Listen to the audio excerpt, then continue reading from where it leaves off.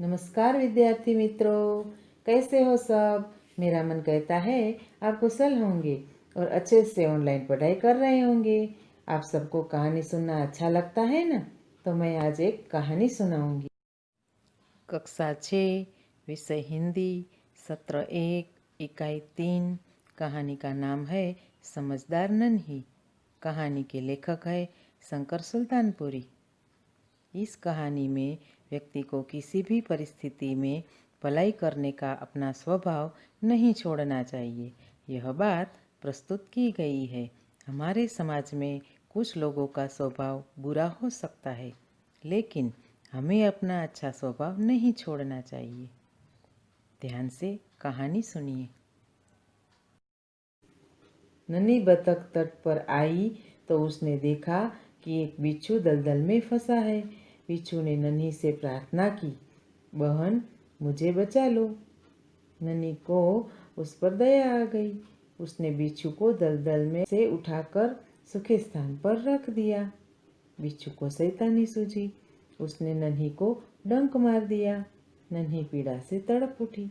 उसने बिच्छू से पूछा, क्यों भाई, तुमने मुझे डंक क्यों मारा? बिच्छू लापरवाही से बोला, क्या करूं, डंक मारना मेरा स्वभाव है। नन्ही बोली, तुम यह गंदी आदत छोड़ दो, नहीं तो कोई मुसीबत में तुम्हारी रक्षा नहीं करेगा। बिच्छू उसकी बात अनसुनी कर आगे बढ़ गया। नन्ही अपनी माँ के पास नदी में चली गई।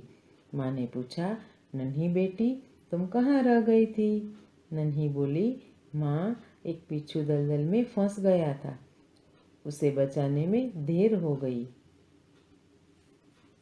माँ खुश होकर बोली, बेटी यह तुमने बहुत अच्छा काम किया है।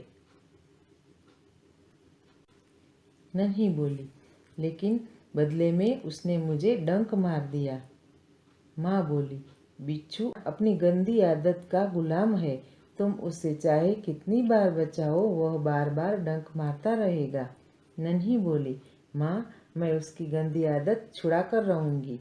कुछ दिन बाद बिच्छू के प्राण पुनः संकट में पड़ गए। इस बार वह पानी की धारा में जा गिरा और डूबने उतराने लगा। मौत सामने देखकर बिच्छू को नन्ही की याद आई। वह नन्ही को पुकारने लगा। नन्ही ने उसकी करुण पुकार सुन ली। वह झपट कर बिच्छू के पास आ गई। सहसा ही उसके मन में विचार आया, अब मैं इस गंदे स्वभाव वाले बिच्छू को नहीं बचाऊंगी।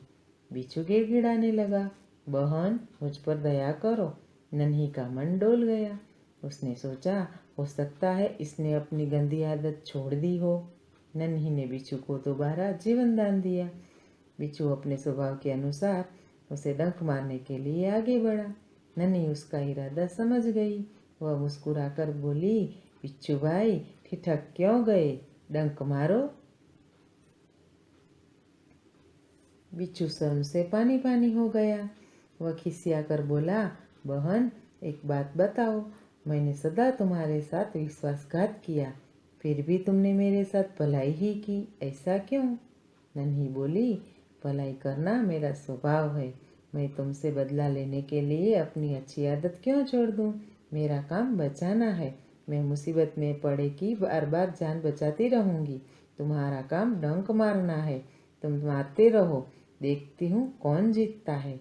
बिच्छू पछतावे से भर गया। बोला, नन्ही बहन आज तुम जीत गई। मैं वचन देता हूँ कि अब मैं किसी निर्दोष जीव को डंक नहीं मारूंगा। नन्ही खुश होकर नदी में चल दी। माँ ने आज फिर पूछा, बेटी कहाँ देर कर दी? नन्ही ने पूरी घटना बता दी। माँ प्यार से बोली, प्यारी समझदार नन्ही, भले लोग अपनी बार बार की भलाई से इसी तरह बुरे लोगों को भला बनने की राह दिखाते हैं। नन्ही प्रसन्न होकर थिरकने लगी। अब हम शब्दार्थ देखेंगे।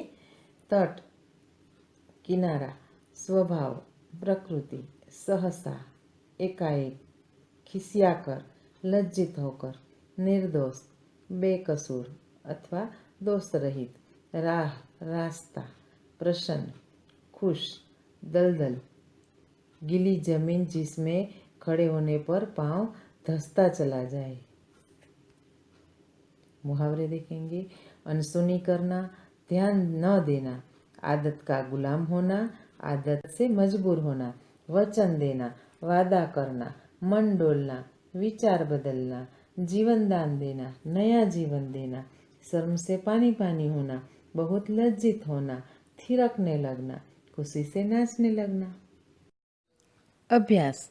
प्रश्न पहला, निम्नलिखित वाक्य किसने किससे कहा और क्यों, बताइए। 1. माँ, मैं उसकी गंदी आदत छुड़ाकर रहूँगी। उत्तर, यह वाक्य नन्ही ने अपनी माँ से कहा क्योंकि वह बिच्छू की डंक मारने की आदत छुड़ाना चाहती थी। 2. क्या करूं? डंक मारना मेरा स्वभाव है। उत्तर, यह वाक्य बिच्छू ने नन्ही से कहा क्योंकि नन्ही का उपकार भूलकर उसने उसे डंक मार दिया था। 3. तुम यह गंदी आदत छोड़ दो, नहीं तो मुसीबत में कोई तुम्हारी मदद नहीं करेगा। उत्तर, यह वाक्य नन्ही ने बिच्छू से कहा क्योंकि वह बिच्छू की बुरी आदत के बारे में उसे चेतावनी देना चाहती थी। 4. भलाई करना मेरा स्वभाव है। उत्तर, यह वाक्य नन्ही ने बिच्छू से कहा क्योंकि बिच्छू के विश्वासघात को भूलकर उसने उसकी मदद की थी। 5. मैं वचन देता हूँ कि अब मैं किसी निर्दोष जीव को डंक नहीं मारूंगा। उत्तर, यह वाक्य बिच्छू ने नन्ही से कहा क्योंकि नन्ही से विश्वासघात करने पर उसे बहुत पछतावा हुआ था। प्रश्न 2, यदि तुम नन्ही की जगह होते तो बिच्छू के साथ कैसा बर्ताव करते, सोचकर कहिए।